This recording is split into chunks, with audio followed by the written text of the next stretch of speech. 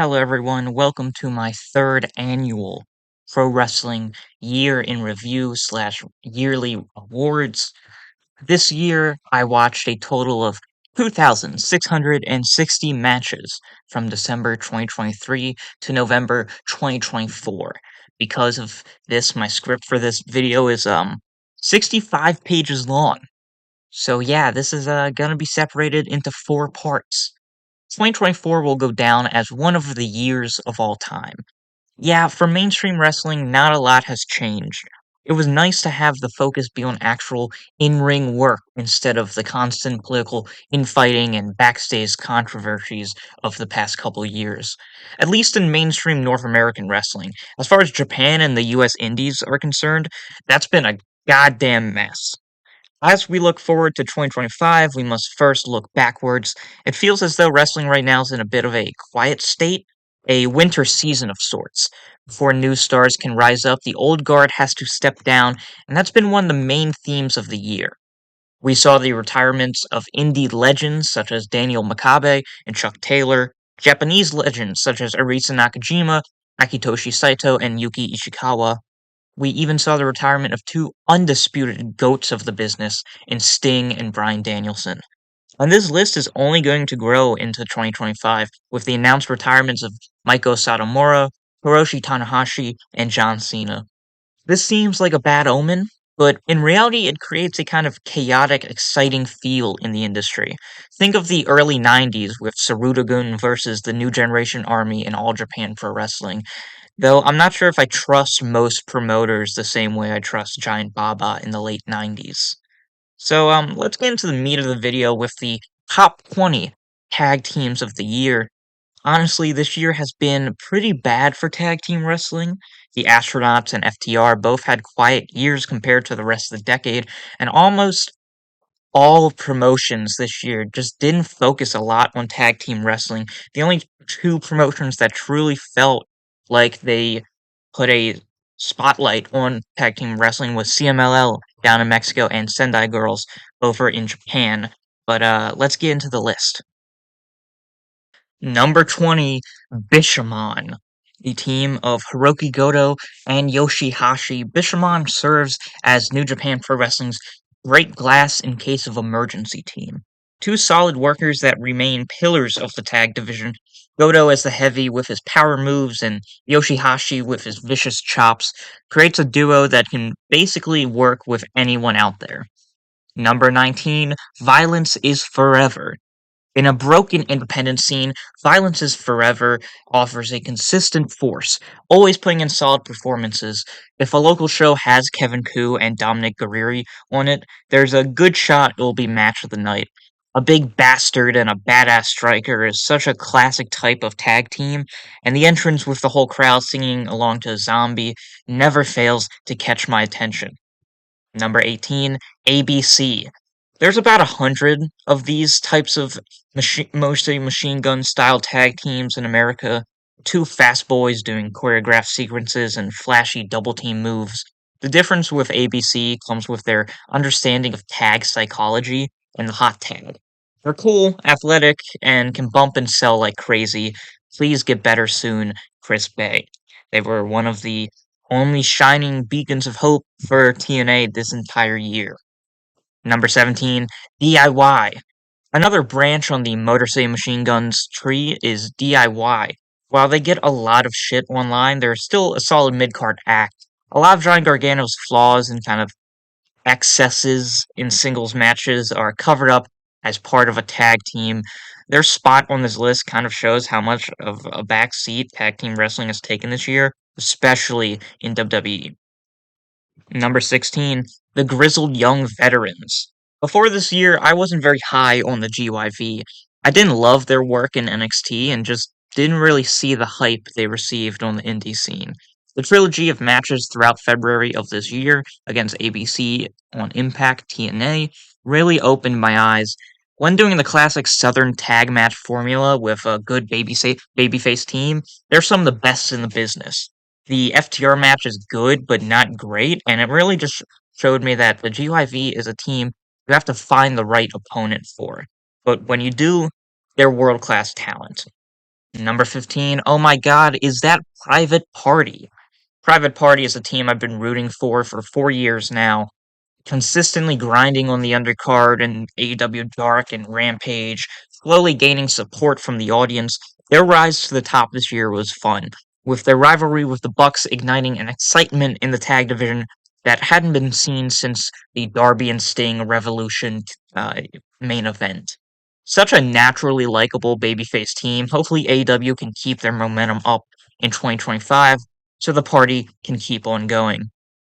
Number 14, Magnus and Rujito in CMLL. My favorite tag team in CMLL, probably the best promotion for tag team wrestling this year. Magnus and Rujito are consistently entertaining heels, being at one moment vicious on offense and the next bumping around like crazy for the babyface.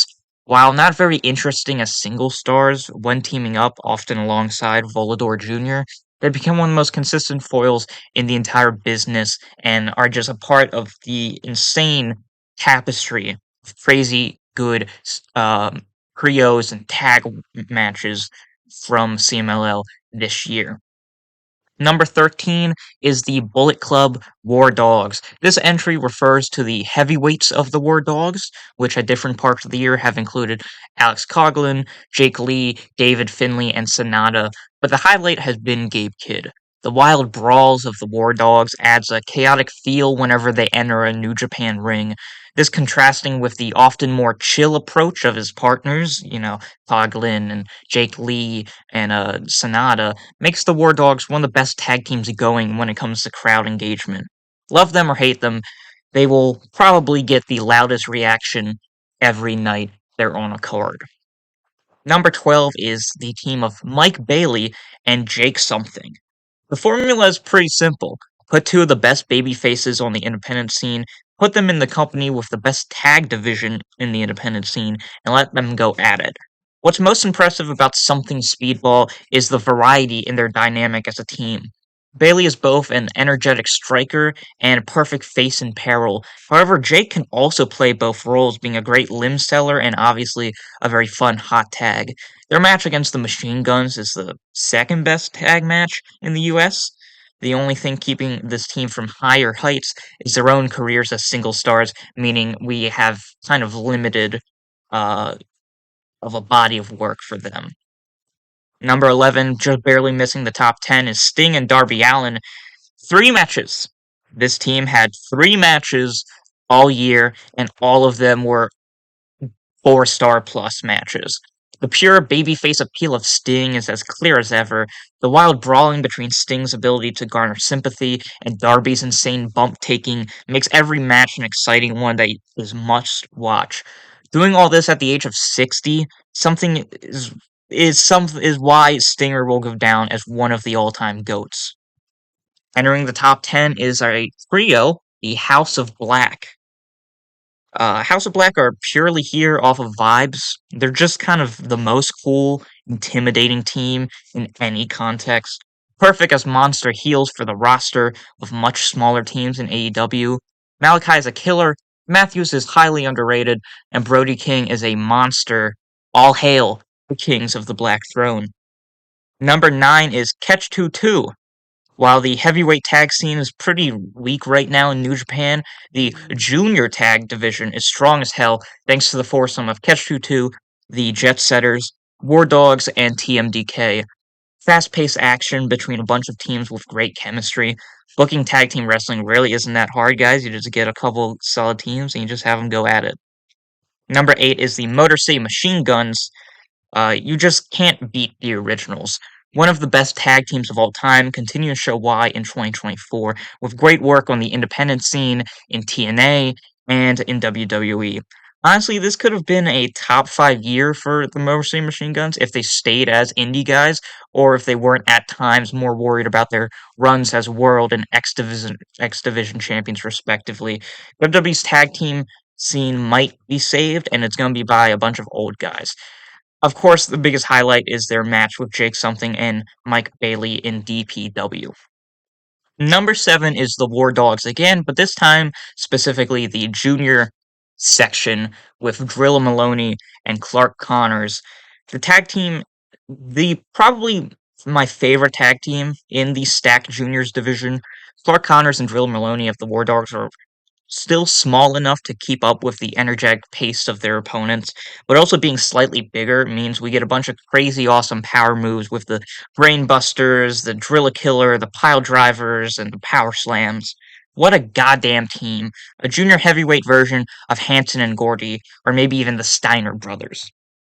Number six, I really wanted to fit these guys into the top five, but I just couldn't find a spot. It's Team 200 kilograms over in Japan. What a killer team. Hihiro Hashimoto and Yu are two heavyweights who know how to wrestle like ones. Yu is mostly just a straightforward powerhouse, but Hashimoto comes in with some very impressive mat work and strikes. A perfect tag team wrestling that acts as a kind of chicken soup for the soul.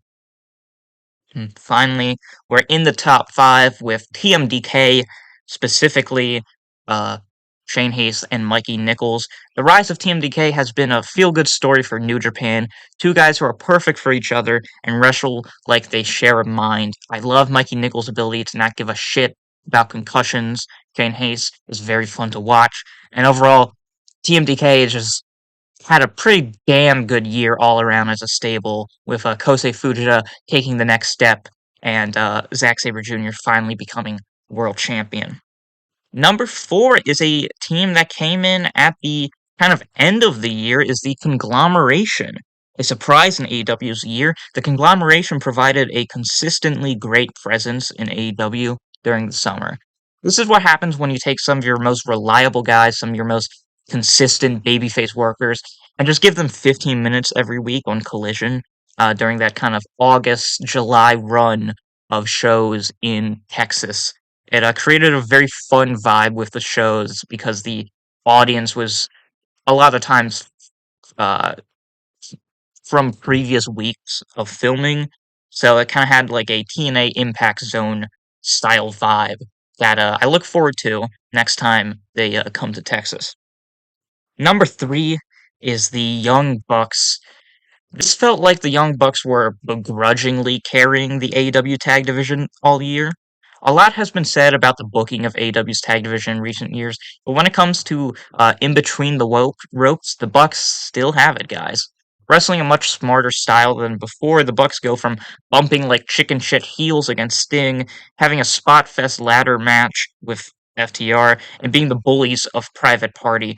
While not one of their most impressive years, they're still the Young Bucks, man. They're still a top 10 tag team of all time, no questions asked.